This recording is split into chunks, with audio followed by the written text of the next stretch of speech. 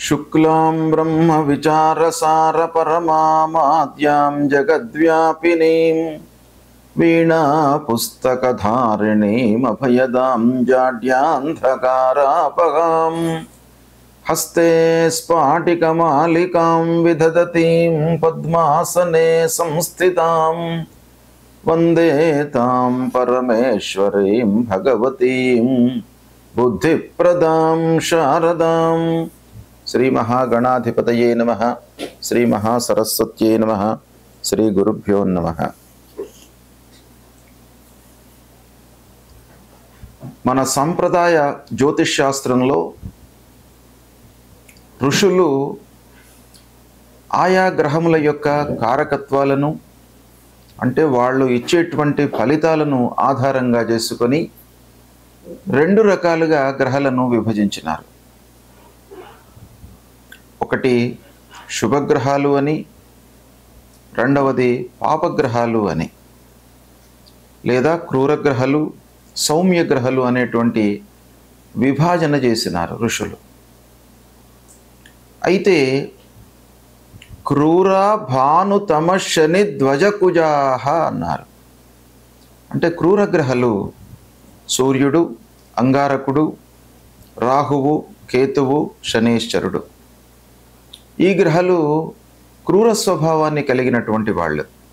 అంటే వాళ్ళు ఇచ్చేటువంటి ఫలితాన్ని ఆధారంగా చేసుకొని ఆ గ్రహాలను క్రూరగ్రహాలు, పాపగ్రహాలుగా విభజించినారు. అదేవిధంగా శుక్రార్య సౌమ్యేందవ, శుక్రుడు, గురువు, బుధుడు, చంద్రుడు ఈ గ్రహాలు సౌమ్య గ్రహాలు. అంటే వాళ్ళు ఇచ్చేటువంటి ఫలితాలు కూడాను సౌమ్యంగా ఉంటాయి, మనకు శుభప్రదంగా ఉంటాయి. అయితే ఈ క్రూరగ్రహాలు ఇచ్చేటువంటి ఫలితాలు మనకు కొంత ఇబ్బందికరంగా ఉంటాయి. కాబట్టి క్రూరగ్రహాల లోపల కూడాను శనీశ్వరుడు ఎక్కువ రోజులు ఉండేటువంటి గ్రహము. 2.5 సంవత్సరాలు ఒక గ్రహంలో ఉంటాడు. అదేవిధంగా 1.5 సంవత్సరాలు రాహువు ఒక రాశి లోపల ఉంటాడు. అంటే శని తర్వాత మనకు రాహువు యొక్క ప్రాధాన్యత అత్యంత కీలకమైనటువంటి పాత్రను పోషిస్తుంది ఫలితాలలో. కాబట్టి రాహువు యొక్క సంచారము, రాహు ఏ విధంగా ఏ నక్షత్రాలలో ఏ రాశిలో సంచరిస్తున్నాడు, ఎప్పుడు రాశి మారుతున్నాడు, తదనుగుణంగా 12 రాశుల వారికి ఎలాంటి ఫలితాలు ఉంటాయి అనేటువంటిది చాలా ముఖ్యమైనటువంటి విషయం. రాహువు చాలా విషయాలపై ప్రభావాన్ని చూపిస్తాడు. ముఖ్యంగా రాహువు ఎంత ప్రతికూలమైనటువంటి ఫలితాలను చూపిస్తాడో అంత అనుకూలమైనటువంటి ఫలితాలను కూడాను ఆ జాతకుడికి ఇస్తూ ఉంటాడు. ఆ రాహువు ఉన్నటువంటి ఆ రాశి, ఆ రాశ్యాధిపతి, ఆ రాశిని చూస్తున్నటువంటి గ్రహాలు, ఆ రాహువుతో యుక్తమై ఉన్నటువంటి గ్రహాల యొక్క కారకత్వాలు, సహజ లక్షణాలను బట్టి రాహువు జాతకునికి లక్షణాలు ఇస్తూ ఉంటాడు. అందులో భాగంగా ఈ సంవత్సరము రాహువు 18 మే 2025 నుండి రాశి మారుతున్నాడు. 18 మే 2025 రోజున మీనరాశిలో నుండి కుంభరాశిలోకి ప్రవేశిస్తున్నాడు. అన్ని గ్రహాలు కూడాను సవ్యంగా ప్రయాణం చేస్తూ ఉంటాయి. రాహువు, కేతువులు మట్టుకు అపసవ్య దిశలో ప్రయాణం చేస్తూ ఉంటాయి. కాబట్టి రాహువు మీనరాశి నుండి కుంభరాశిలోకి ప్రవేశిస్తున్నాడు. ఇంతవరకు శని, రాహువు కలిసి మీనరాశిలో ఉన్నారు. ఆ శని నుండి రాహువు విడిపోతున్నాడు. ఇప్పుడు రాహువు కుంభరాశిలోకి ప్రవేశిస్తున్నాడు. కుంభరాశి శని అధిపతి కలిగినటువంటి రాశి. అంటే కుంభరాశికి శని అధిష్టాన దేవత. అలాంటి రాశిలోకి రాహువు ప్రయాణిస్తున్నాడు, రాహువు ప్రవేశిస్తున్నాడు. కనుక మనకు శాస్త్రం ఏం చెప్తుంది అనంటే, ప్రత్యేకంగా రాశ్యాధిపతులు 7 గ్రహాలకే చెప్పబడి ఉన్నాయి. సింహరాశికి, కర్కాటక రాశికి, ఇలా అన్ని రాశులకు సూర్యుణ్ణి మొదలుకొని శనైశ్వరుడి వరకే రాస్యాధిపతులు చెప్పబడి ఉన్నాయి. అయితే రాహు కేతువులకు ప్రత్యేకంగా ఈ రాశి అధిష్టాన దేవత రాహు అవుతాడు. ఈ రాశి ఉచ్చస్థానము, నీచస్థానము అనేటువంటి విషయాలు ఇదమిద్దంగా చెప్పలేవు. కానీ రాహువుకు అత్యంత ప్రాధాన్యత కలిగేటువంటి విషయం ఏంటంటే, సూర్య భగవానుడికి ఒకటే రాశి ఉంది ఆధిపత్యం. కానీ రాహు విషయానికి వచ్చినట్టయితే ఏ రాశిలో ఉంటాడో ఆ రాశికి చెందినటువంటి అధిష్టాన దేవత, ఆ రాశిని చూస్తున్నటువంటి గ్రహాలు, ఆ రాశిలో ఉన్నటువంటి గ్రహాలతో యుక్తమై ఉన్నటువంటి గ్రహాలు, అన్ని గ్రహాల యొక్క ఫలితము ఎఫెక్టు రాహు మనకు ఇస్తూ ఉంటాడు. కాబట్టి అన్ని గ్రహాల కంటే కూడాను మంచి ఫలితాన్ని, అదేవిధంగా చెడు ఫలితాన్ని రాహువు కేతువులు ఎక్కువ మోతాదులో ఇస్తారు. కనుక రాహు కేతువుల యొక్క సంచారము మనకు ఎలా ఉంది అనేటువంటిది చాలా ప్రాధాన్యతను సంతరించుకున్నటువంటి విషయము. వృషభ రాశి జాతకులకు రాహువు యొక్క గోచార ఫలితము ఎలా ఉందో తెలుసుకుందాం. ఈ సంవత్సరము 18 మే 2025 రోజున రాహువు మీనరాశిలో నుండి కుంభరాశిలోకి ప్రవేశిస్తున్నాడు. కుంభరాశిలో దాదాపు 1.5 సంవత్సరాలు అంటే 18 మాసాలు ఉంటున్నాడు. కాబట్టి 1.5 సంవత్సరాలు అని అంటే చాలా పెద్ద సమయం గనుక ఈ 18 మాసాల కాల వ్యవధి వృషభ రాశి జాతకులకు ఎలా ఉంటుంది? వృషభ రాశిలో జన్మించినటువంటి వాళ్లకు రాహువు యొక్క ఫలితం ఎలా ఉంటుంది? ఏ ఏ కార్నర్స్లో మనకు రాహువు మంచి ఫలితాలను ఇవ్వబోతున్నాడు, అలాగే అశుభ ఫలితాలను ఏ కార్నర్స్లో ఇవ్వబోతున్నాడు అనేటువంటి విషయము. తర్వాత ఇదే సమయంలో కేతువు కూడాను సింహరాశిలోకి ప్రవేశిస్తున్నాడు. కన్యా రాశిలో నుండి సింహరాశిలోకి ప్రవేశిస్తున్నాడు. కాబట్టి ఈ సింహరాశి సంచారము వృషభ రాశి వారికి ఎలా ఉంటుంది అనే విషయాన్ని మనం చూసినట్టయితే, ఆల్రెడీ వృషభ రాశి వారికి శని భగవానుడు అనుకూలంగా ఉన్నాడు. గురువు కూడాను ధనస్థానంలోకి ప్రవేశించాడు.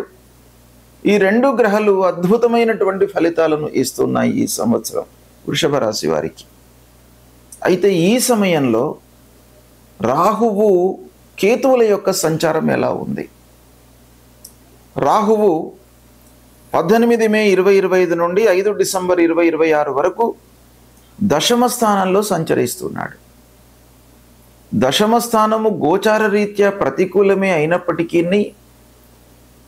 దశమ స్థానము కొన్ని మంచి ఫలితాలను ఈ రాహు మూలకంగా వృషభ రాశి వారికి కలిగేటువంటి అవకాశాలు బాగా ఉన్నాయి. వృత్తిపరంగా బాగా కలిసి వస్తుంది. కొత్త ఉద్యోగాలలో చేరేటువంటి అవకాశాలు ఉంటాయి. ఉద్యోగ ప్రయత్నంలో ఉన్నటువంటి వాళ్లకు కొత్త ఉద్యోగంలో చేరడం మూలకంగా ఆదాయం ప్రారంభమవుతోంది. ప్రలోభాలకు లోను కాకుండా మీరు స్వయంగా నిర్ణయాలు తీసుకునేటువంటి అవకాశాలు ఉంటాయి. వృత్తిలో మీకు ఔన్నత్యం లభిస్తుంది. ఇక ఈ రాహువు దశమ స్థానంలో సంచరిస్తున్నప్పుడు కర్మస్థానం అంటే మనం చేసేటువంటి పనులపైన చాలా ప్రభావాన్ని చూపిస్తాడు. కాబట్టి ఒక రకంగా మంచి ఫలితాన్ని ఇస్తూనే ఇంకొక రకంగా మిమ్మల్ని అలర్ట్ చేస్తూ ఉంటాడు రాహువు. మీరేం చేయాలి? ప్రతి పనిని కూడాను బ్లైండ్గా చేయకుండా మీరు శ్రద్ధాభక్తులను కనపరిచి అందులో ఉన్నటువంటి లోటుపాట్లను, టెక్నికల్ పాయింట్స్ను అన్నిటిని కూడాను మీరు అర్థం చేసుకొని ప్రారంభించాలి అనేటువంటిది కూడాను రాహు మూలకంగా మనకు ఈ సమయంలో తెలియజేస్తుంది. కాబట్టి రాహువు దశమ స్థానంలో మీకు మంచి ఫలితాలను ఇస్తూనే మీకు కొన్నిసార్లు ఇబ్బందులను కలిగించేటువంటి అవకాశాలు కూడాను ఉంటాయి. ముఖ్యంగా చేసేటువంటి వృత్తి ఆ విషయం పైన మీరు బాగా ఫోకస్ పెట్టాలి. ఆలోచించకుండా ఏ నిర్ణయాలు కూడాను తీసుకోకూడదు. రాహువు మెయిన్గా ఏంటంటే మిమ్మల్ని వృధా కాలయాపన చేయిస్తాడు, అంటే సమయాన్ని వృధా పరుస్తాడు. కాబట్టి దాన్ని దృష్టిలో పెట్టుకొని అనవసరమైనటువంటి విషయాల గురించి ఆలోచిస్తూ కాలయాపన చేయకుండా ఉన్నట్టయితే మీకు ఈ రాహు మూలకంగా ఈ దశమ స్థానంలో సంచరించడము చాలా కలిసి వస్తుంది. అయితే ప్రయాణాల మూలకంగా అలసటను కూడాను కలిగిస్తాడు. కాబట్టి ఫ్రీక్వెంట్గా మీరు ఏవైనా ప్రయాణాలు చేయవలసి వస్తే, అంటే మార్కెటింగ్ ఫీల్డ్లో ఉన్నటువంటి వాళ్లకు ముఖ్యంగా ప్రయాణాలు ఎక్కువగా చేయవలసి వస్తాయి. ఎక్కువ మందితోని మనం మాట్లాడవలసి వస్తుంది. అలాంటి ఫీల్డ్స్లో ఉన్నటువంటి వాళ్ళు కొంత జాగ్రత్తలు తీసుకోవాలి. ఇక ఫైనాన్స్ రంగంలో ఉన్నటువంటి వాళ్ళు బాగానే కలిసి వస్తుంది.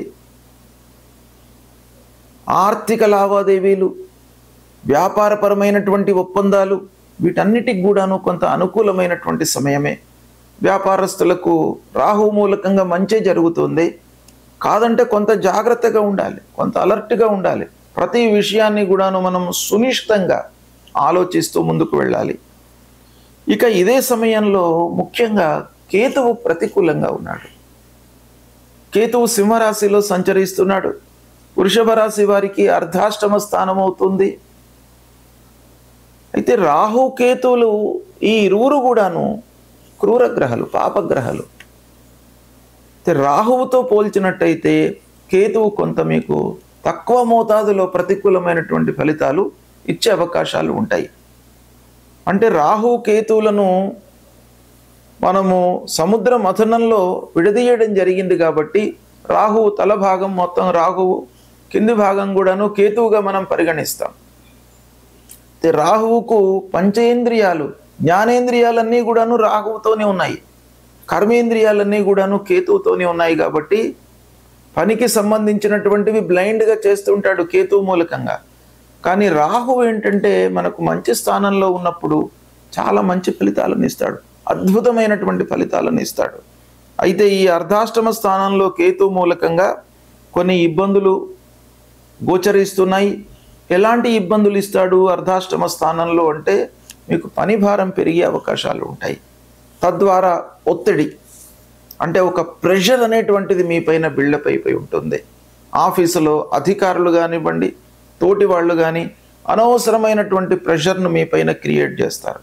కాబట్టి దాని నుండి మీరు కొంత విముక్తులు కావడానికి, దూరం కావడానికి మీ వైపు నుంచి మీరు ఏం చేయాలి? ఒక ప్లానింగ్లో ముందుకు వెళుతూ ఉండాలి. ప్లాన్ చేసుకొని మీరు ముందుకు వెళ్ళినట్టయితే మీకు ఇబ్బందులు ఉండవు. తర్వాత అనవసరమైనటువంటి ప్రయాణాలను ఇస్తుంటాడు. ఆ ప్రయాణాల విషయం లోపల కూడా జాగ్రత్తలు తీసుకోవాలి. ప్రయాణాలు మనకు అలసట, అనారోగ్యము, వృధా ఖర్చులు ఇలాంటివి క్రియేట్ చేస్తుంటాయి. కాబట్టి ప్రయాణాల విషయంలో జాగ్రత్తలు తీసుకోవాలి. తర్వాత వ్యాపారము బాగానే కొనసాగుతుంది. అయితే పెట్టుబడుల విషయమై కొంత జాగ్రత్తలు తీసుకోవాలి. కొత్త పనులు ప్రారంభించేటప్పుడు ఒక పక్కన గురువు, శని మంచి స్థానాలలో ఉన్నారు. వ్యాపారస్తులకు చాలా సుఖకరమైనటువంటి ఈ సమయం చాలా అనుకూలిస్తుంది, అన్ని రకాలుగా మీకు కలిసి వస్తుంది. అయితే ఈ సమయాన్నే మనం ఇంకా ఆలోచించి ఉపయోగించుకోవాలి. కాబట్టి పెట్టుబడుల విషయంలో వ్యాపారస్తులు కొంత ఆలోచించినట్టయితే మీకు కలిసి వస్తుంది. అర్ధాష్టమంలో కేతువు సంచరిస్తూ ఉన్నప్పుడు శారీరక శ్రమను ఇస్తాడు. అంటే మీకు వృధా పని చేయవలసి వస్తుంది. చిన్న పనికి కూడాను 4 సార్లు వెళ్ళవలసి వస్తుంది. దాని మూలకంగా మీకు అలసట, అనారోగ్యము, అసంతృప్తి, ఏ పని చేసినప్పటికీ కూడాను ఒక అసంతృప్తి అనేటువంటిది మీ లోపల బిల్డప్ అయ్యేటువంటి అవకాశాలు ఈ కేతువు మూలకంగా ఉంటాయి. కాబట్టి కేతువు కొంత మీకు ప్రతికూలంగా ఉన్నాడు గనక ఈ చెప్పినటువంటి కార్నర్స్ను మీరు దృష్టిలో పెట్టుకొని కొంత రెక్టిఫై చేసుకున్నట్టయితే కేతువు మూలకంగా కలిగేటువంటి ఫలితాలు తగ్గుతాయి. రాహు మీకు దశమ స్థానంలో ఉన్నాడు. తర్వాత శని, గురు భగవానుడు బాగా ఉన్నాడు. కాబట్టి రాహు మూలకంగా మీకు మంచి ఫలితాలే కలుగుతాయి వృషభ రాశి వారికి. కనుక మీరు ఈ సమయాన్ని వృషభ రాశి వారికి దాదాపు 1.5 ఇయర్ రాహువు, 2.5 సంవత్సరాలు శని, తర్వాత మళ్ళీ గురువు కూడాను మంచి స్థానంలో ఉన్నాడు. కాబట్టి ఈ సమయాన్ని మీరు సద్వినియోగపరుచుకున్నట్టయితే విద్యార్థులకు చదువు నిరాటంకంగా కొనసాగుతుంది. మంచి సంస్థలలో చేరే అవకాశాలు ఉన్నాయి.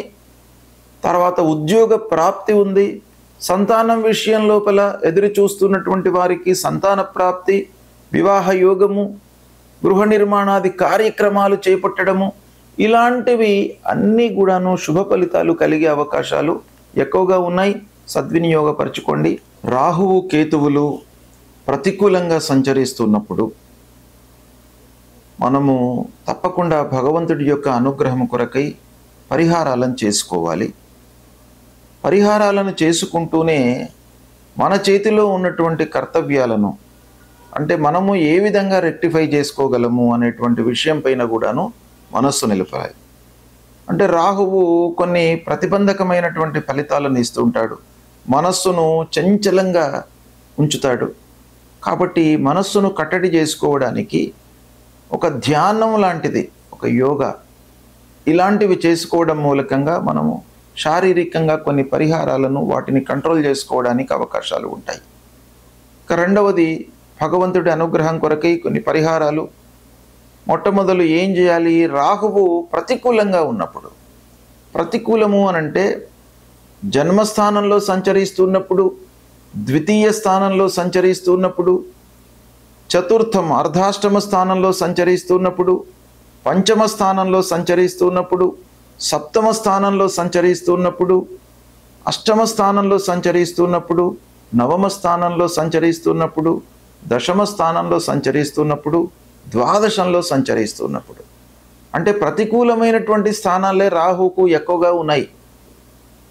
3, 6, 11 ఈ 3 స్థానాలే రాహువుకు శుభాన్ని కలిగించేటువంటి స్థానాలు. అయితే రాహుకేతువులకు ప్రత్యేకమైనటువంటి స్థితులు ఉన్నాయి.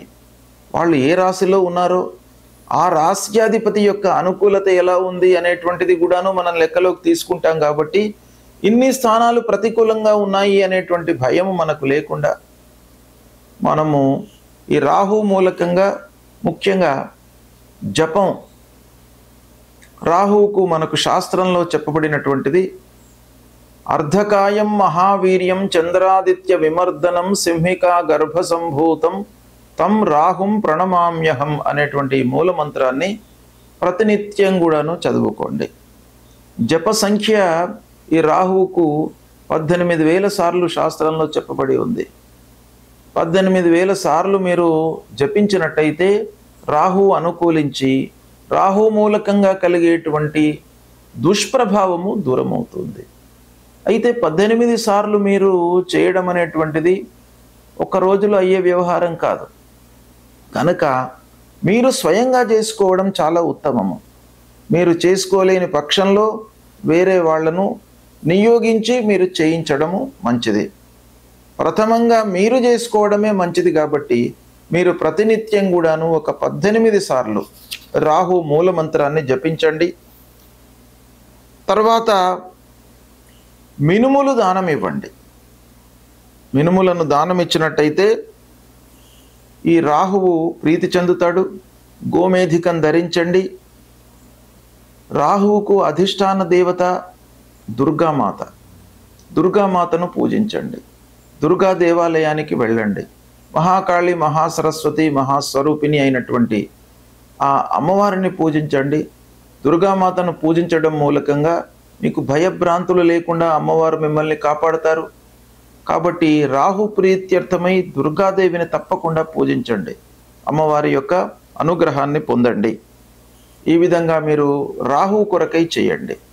ఇక కేతువు విషయం ఆలోచించినట్టయితే కేతువుకు కూడాను ఇవే స్థానాలు ప్రతికూలమని శాస్త్రం చెప్పింది. 3, 6, 11 స్థానాలు అనుకూలం. అనుకూలంగా ఉన్నప్పుడు మీరు చేయవలసినటువంటి అవసరం లేదు. ప్రతికూల స్థానాలలో సంచరిస్తున్నప్పుడు మట్టుకు తప్పకుండా మీరు పరిహారాలు చేసుకోవడం మంచిది. కేతు ప్రీత్యర్థమై పలాశ పుష్ప సంకాశం తారకా గ్రహమస్తకం రౌద్రం రుద్రాత్మకం ఘోరం తం కేతుం ప్రణమామ్యహం అనేటువంటి మూల మంత్రాన్ని 7,000 సార్లు జపించాలి. 7,000 సార్లు అనంటే మీకు ఒక రోజు 2 రోజులలో ఏది కాదు.